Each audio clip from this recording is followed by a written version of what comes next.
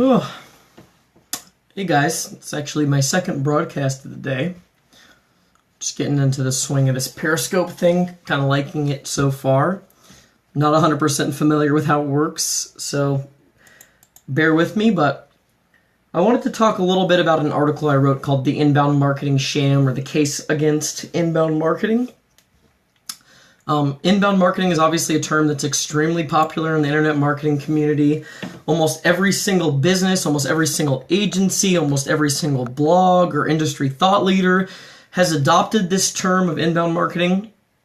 And I believe this terminology and this methodology is actually a major problem for the internet marketing industry and for businesses and business owners. And I actually have an article about this at my website, shockleymarketing.com/the case against inbound, and the case against inbound has dashes in between. You can also go to shockleymarketing.com, insights and advice, and then click on Ricky's thoughts to see a little bit more about this. But I just wanted to go over a little bit of the case against inbound marketing, the term, the methodology, and a lot of the articles that I see written about this same type of topic of people who generally agree with me, their arguments are mainly that inbound marketing isn't a strategy alone, or that it's not enough in and of itself. My argument is that inbound marketing is actually bad inherently, and that I've got a few reasons why I think inbound marketing in general is a really bad philosophy and a really bad strategy to abide by when trying to implement an internet marketing program that works. So let's go over this a little bit. So the initial definition of inbound marketing, and first, a little bit of background is I'm not someone who's not familiar with inbound marketing, who's just going off an article or two that I read about inbound marketing and doesn't quite understand the intricacies of the practice. I've read the inbound marketing book by Dharmesh and Brian.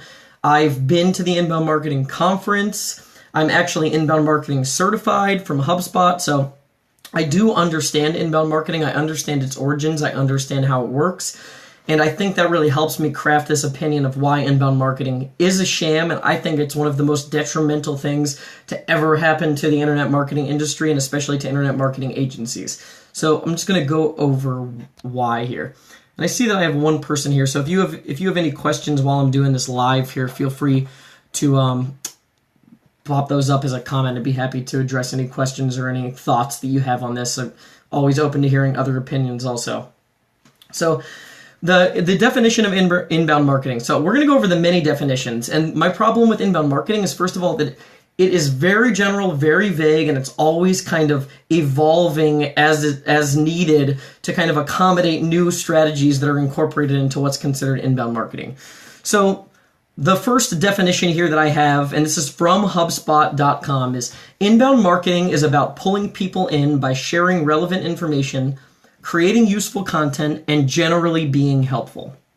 Okay, so I mentioned in my article here that I'll touch on this more later, but the concept of pulling potential customers in by creating and sharing helpful and relevant content is nothing new. This is not something that Brian and Dharmesh pulled out for the first time, that they invented or thought of.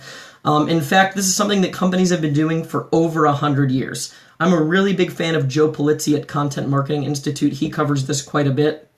And they have an article on their site at contentmarketinginstitute.com, and they define content marketing, which is a practice that's been around and been implemented by companies for over 100 years, as marketing that is the marketing and business process of creating and distributing relevant and valuable content to attract, acquire, and engage a clearly defined audience in order to drive profitable customer action. So that sounds a lot like the definition I just read there from HubSpot.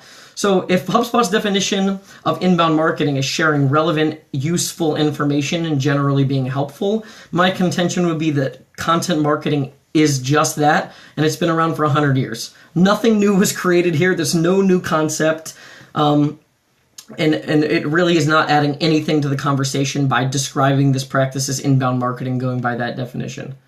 So the second definition here, and hey, Rain Chapo, thanks for popping in. Let me know if you have any questions. Feel free to shoot those up on the screen. I'll be happy to address them if I see those pop up.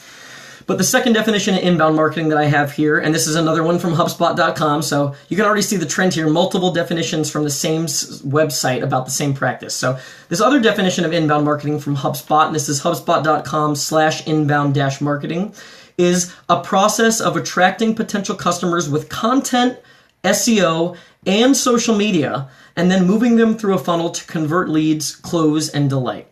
So I mentioned in my article, excuse me as I ramble here, but it's the only way that I could attempt to derive reasoning from this ridiculous definition, in my opinion. So my problem with this definition is that it lumps SEO and social media together as tools used to attract customers as if they are all on the same plane.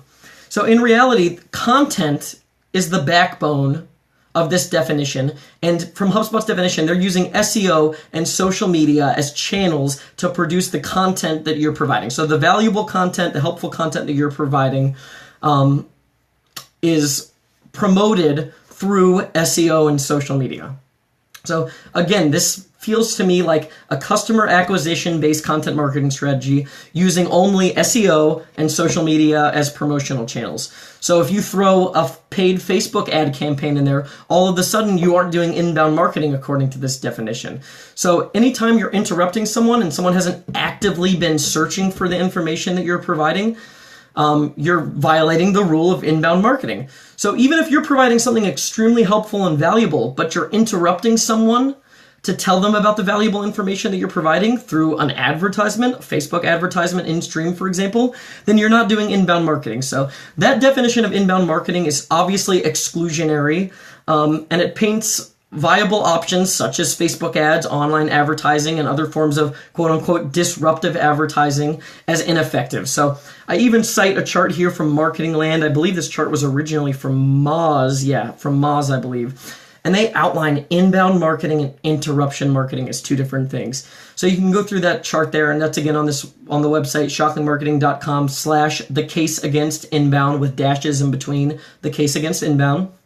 But they segment out inbound marketing and interruption marketing as if there's a good and an evil here. And the interruption marketing is things like search spam, paid email list, TV, radio, and print ads. They're counting as interruption marketing as the bad here. Billboard and outdoor, press releases, pop-ups and pop-unders, contextual ads, outbound sales calls. I don't know about you guys, I've gotten business from outbound sales calls, so I don't really care if it's interruption marketing or inbound marketing. I want to implement a marketing strategy that works. They also consider trade show booths in this example as interruption marketing. So if I've got something really interesting, let's say I'm at a trade show, I'm a big golfer. If I'm at a trade show for golf enthusiasts, and I've got a really great new tech gadget at my trade show booth, am I doing interruption marketing or inbound marketing? Again, these are just distinctions that are completely useless to me, completely irrelevant, don't have any impact. They also count banner and display ads, paid app reviews, video ads, all sorts of things that they consider as interruption marketing, painting them as bad. If you're interrupting me with something that I actually find interesting, that I actually find valuable and that I like, I don't care if you interrupt me or if I find you from actively searching for it. So I go into a little bit more here. So I created a little chart for us here that I thought was pretty interesting. So according to this definition of inbound marketing from HubSpot, if you're marketing helpful content, but you're marketing that helpful content using an outbound channel, then you're not doing inbound marketing. Also, if you're marketing your product or service directly, you're not marketing helpful content, but you're just telling people about your product or service, and you're using an outbound channel, that's obviously not inbound. And if you're promoting your product or service through an inbound channel, that's not technically inbound. We're not being helpful technically. We're not providing content. We're talking about our product or service offering. So the only way of these four methods to qualify as inbound marketing is to provide helpful content and to be in an inbound qualified channel, according to these charts and these various articles from HubSpot.com. So if you try to tell me that this is inbound marketing, you've just defined inbound marketing as a bastardized and incomplete version of content marketing. Content marketing is the process of being helpful and earning the attention and subscription of your audience in order to drive a business objective. So if we're going to define inbound as that, we haven't done anything new. We're just calling content marketing by a different name. So the third definition, inbound marketing refers to marketing activities that bring visitors in rather than having to go out and get prospects' attention. So go back up here. I have some more in this article about that. Number 4, this is another definition from HubSpot, HubSpot.com/interactive guide to inbound marketing with dashes in between. So in a nutshell, inbound marketing is about marketing with a magnet, not a sledgehammer. This is a different definition of inbound marketing that I've heard. So to me, this is a really soft attempt to define inbound marketing and to allow for flexibility for extremely confusing and difficult to define terminology. So is a hyper-targeted advertisement to someone who is interested in your product or service marketing with a sledgehammer? So what if I share my content with someone who finds it useless and annoying through social media? Where is the arbitrary line drawn and who is deciding? Better yet, why? Why not let common sense prevail? If this is what inbound marketing means, quote, inbound marketing is about using, is this what inbound marketing really means? And this is my interpretation of the definition. Inbound marketing is about using content to attract a user to give you their contact information so that you can attempt to sell them. That's kind of my best guess at this point, what inbound marketing is really meaning these days. So major flaws with the methodology, you talk about it's not that original at all. Content marketing is a practice that's been around for over 100 years. Businesses have been producing content, sharing valuable and distributing valuable content to their audience and to their readers in an attempt to drive a profitable business objective. So if distributing helpful content is inbound marketing, that's just content marketing. It's been around for over 100 years.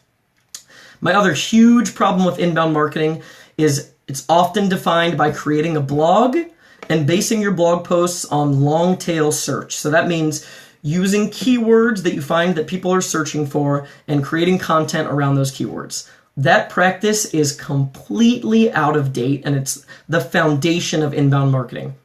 HubSpot actually lists the words blog and keywords as 2 out of 3 keys to their attraction phase of the inbound marketing model. So one highly touted example of inbound marketing is Marcus Sheridan of River Pools and Spas.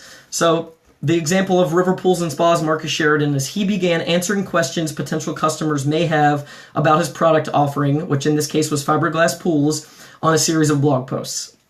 Potential customers ended up finding his blogs on search engines after they performed search around topics that he had written about. This is called the long tail strategy of SEO. So unfortunately, this is not a viable strategy anymore. For 99% of businesses, people are creating content around the same type of niche, and it's not really doing anything. You're not able to break through the clutter, and you're just watering down your efforts.